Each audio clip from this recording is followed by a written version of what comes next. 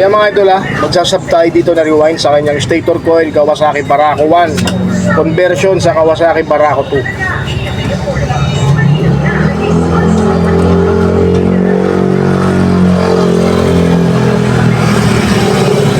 So itong nilalagay ko mga idol, ako'y naninigurado lang.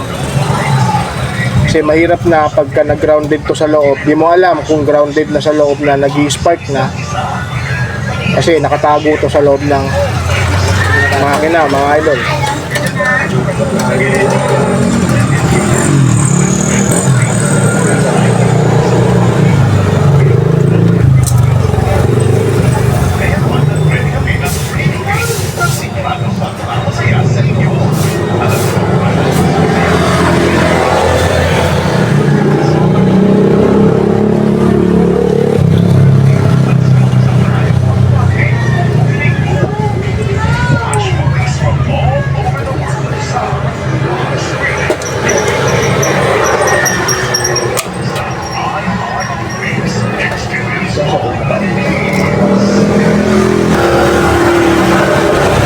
Kaya mga idol bubaktas kami sa isang lumang stator ng halos 3